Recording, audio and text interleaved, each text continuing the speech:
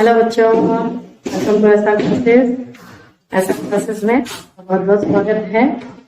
हमारे कई वीडियो होंगे, पिछले कुछ वीडियो हमने अलंकार पढ़े हैं, शब्द अलंकार, अर्थालंकार, जिसमें उपमा, रूपक, उत्प्रेक्षा और विरोधाभास, उदाहरण अलंकार पढ़ लिए हमने।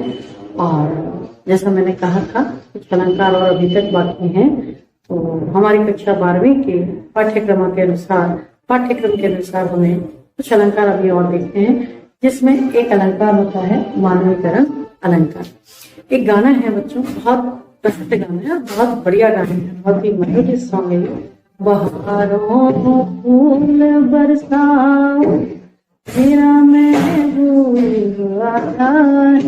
अब बहारों को कहा जा रहा है महबूब का से लेने की जो उमंग है, जो उत्साह, यहाँ पर क्या कह रहा है, बहारों को, फूलों की बारिश किसी मानवीय हाथों से नहीं, मनुष्य के हाथों से नहीं, बहारों को ये कहा है, बहारों को फूल। एक और गाना है, फूल में भेजा है खत में, फूल नहीं मेरा दिल है। अब यहाँ पर फूल को ही अपना दिल, फूल तो भेजा है मैंने, और वो फूल को फूल मत समझना, क्या समझना है, उसको मेरा दिल मान करके रखना। यहाँ पर ऐसी जो बातें होती है, जब प्रेम में सरोबार होकर के कोई नायक कोई नायिका पंख होते तो उड़ाती है रतिया उबार। यहाँ पर मानवीकरण अलंकार क्या होता है, मानवीकरण, ऐसी कुछ चीजें, ऐसी बातें जिनमें मानवीकरण की भावनाएं थोप दी जाती है, आरोप कर दी जाती है, वहां पर मानवीकरण अलंकार होता है। परिभाषा के शब्दों में देखें हम तो, जब प्रकृति की जड़ वस्तुओं पेड़ पौधे, नदी, तालाब, झरने, पहाड़, इन सभी वस्तुओं में जब मानवीय भावनाओं का आरोप कर दिया जाता है तो वहां पर मानवीकरण अलंकार होता है। पहले इसकी परिभाषा देखें, फिर आगे और समझेंगे हम कि जहां इसकी परिभाषा लिखें। मैंने पिछली बार वीडियो में कहा था, बुक अपने पास, नोटबुक अपने पास रखें और जो भी लिखवाए जा रहे हैं उनके आप लोग नोट्स तैयार करके रखें, ताकि जहां कहीं भी आपको देखने की जरूरत पड़ जाए उनको आप तुरंत ही पेज पलटें और वो आपके सामने ये सारे नोट्स खुल करके आ जाएं और आप उन्हें वापस से रिकॉर्ड कर लें, तैयार कर लें। तो आप इसकी परिभाषा लिखें, मानवीकरण अलंकार, जहां काव्य में प्रकृति की जड़ वस्तुओं में, जैसे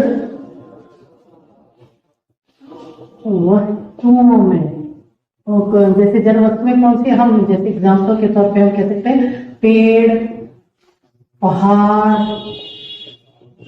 नदी, झरने, है ना, ये जो भी प्रकृति के अंग होते हैं, इन सब में वस्तुओं में मानवीय भावनाओं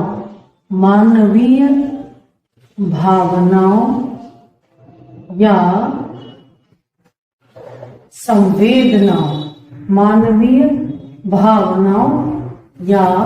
संवेदनाओं का आरोप किया जाता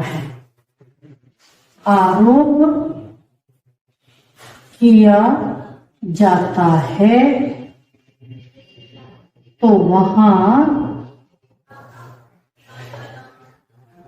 मानवीकरण अलंकार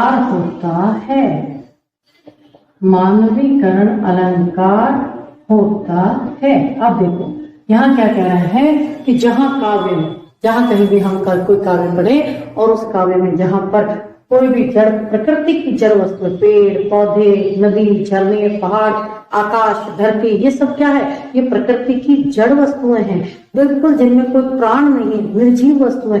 उन वस्तुओं में भी जब इस प्रकार की भावनाएं आरोपित कर दी जाती है, इस प्रकार की संवेदनाएं आरोपित कर दी जाती है कि जैसे कोई मनुष्य उस काम को करे, जैसे मैंने अभी गाना बताया, बहारों फूल बरसाओ, बहारों में फूल बरसाने का गुण नहीं होता है, और इसी प्रकार से फूल में दिल के होने का गुण नहीं होता है। लेकिन यहाँ पर क्या है, कवि अपने काव्य सौंदर्य को दिखा करके उनमें अपनी मानवीय भावनाओं को आरोपित कर दिया है उसने कवि ने, इसलिए यहाँ पर मानवीकरण अलंकार होता है। तो फिर से देखें, यहाँ काव्य में प्रकृति की जड़ वस्तुओं में नदी, झरने, पहाड़, पर्वतों में मानवीय भावनाओं या कि संवेदनाओं का जब आरोप कर दिया जाता है तो वहां पर मानवीकरण अलंकार होता है।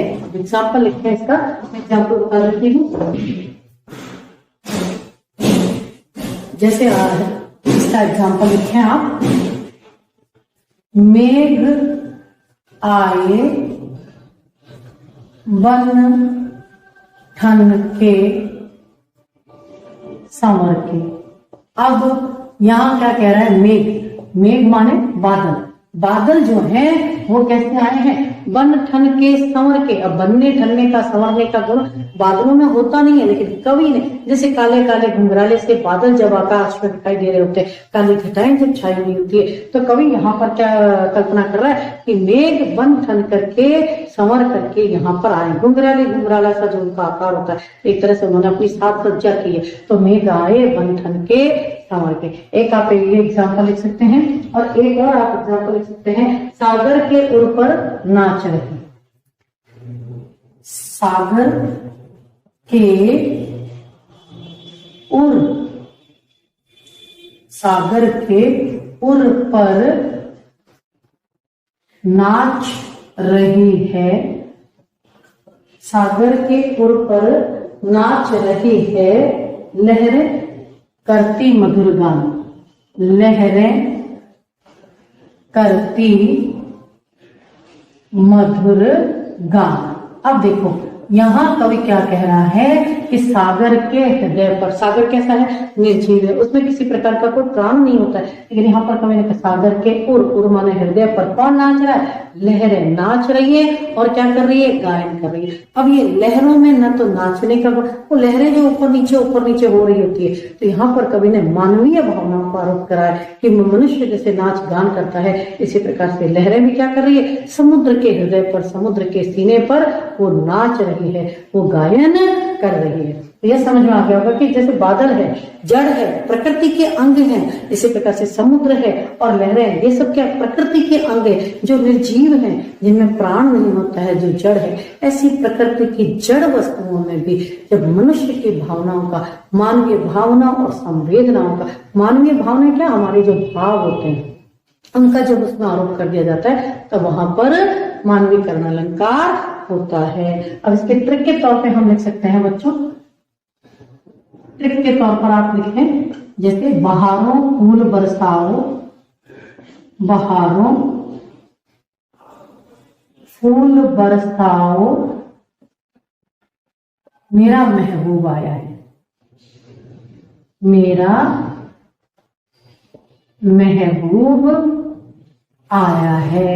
अब यहाँ पर क्या कह रहा है वो, बहारों, बहारें क्या है, प्रकृति के अंग हैं, ऐसी जड़ है जिनमें किसी भी प्रकार के फूल स्वयं बरसाने का कोई गुण नहीं होता।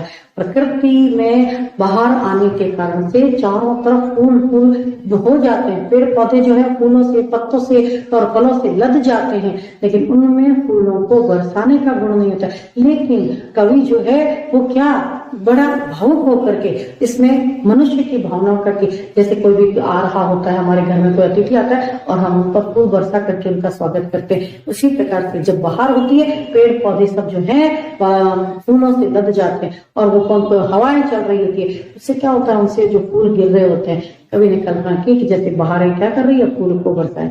यहाँ कह रहा है बहारों फूल बरसाओ मेरा महबूब। ये तो यहाँ पर केवल गाना ही है ना, डिटेल अपने को केवल समझने की बात है कि मानवीकरण अलंकार कैसे होता है। एक हम कह सकते हैं कि फूल तुम्हें भेजा है खत में, फूल तुम्हें भेजा है खत में, फूल नहीं मेरा दिल है, फूल नहीं मेरा दिल है ना। और ये फूल जो प्रकृति की वस्तु है, जड़ वस्तु है, उसमें हमारे दिल के धड़कने का, दिल के होने का यहाँ पर आरोप किया गया है, इसलिए यहाँ पर मानवीकरण अलंकार है। मुझे विश्वास है आपको समझ में आ गया होगा। मानवीकरण अलंकार किसे कहते हैं? जहां पर प्रकृति की वस्तुओं में, प्रकृति के अंगों में, पेड़ पौधे, लता वृक्ष, है ना, पहाड़, सब में जब मानवीय भावनाओं का आरोप किया जाता है तब वहां पर मानवीकरण अलंकार होता है। और यहाँ पर एग्जाम्पल है, मेघ आए वन ठन के संवर के। बहुत आसान से उदाहरण आपके लिए ढूंढ के लाएंगे ताकि बहुत आसानी से हमें याद हो जाए। और फिर आता है, सागर के ऊपर नाच रही है लहरें करती मधुर गान। और ट्रिक के तौर पर यदि हमें याद करना है तो हम याद कर सकते हैं ये दो गाने, बहुत प्रसिद्ध गाने हैं, हमने सबने सुने हैं। बहारों फूल बरसाओ मेरा महबूब आया है, और फूल तुम्हें भेजा है, खत में फूल नहीं मेरा दिल है। यहाँ पर आपको अच्छे से समझाया है, समझ में आया होगा और बड़ा एंजॉय भी किया होगा, पसंद आया होगा, समझ में आया होगा। लाइक करें, शेयर करें, कमेंट करें और सब्सक्राइब करना तो बिल्कुल ना भूलें। बेल आइकन को दबाएं ताकि अगला जो भी अलंकार आपको अपलोड किया जाए, आपको भेजा जाए, तुरंत आपको उसका नोटिफिकेशन मिले और आप उस पर अपडेट होते जाए। अगले वीडियो में अगले अलंकार के साथ फिर मिलते हैं, तब तक बाय बाय।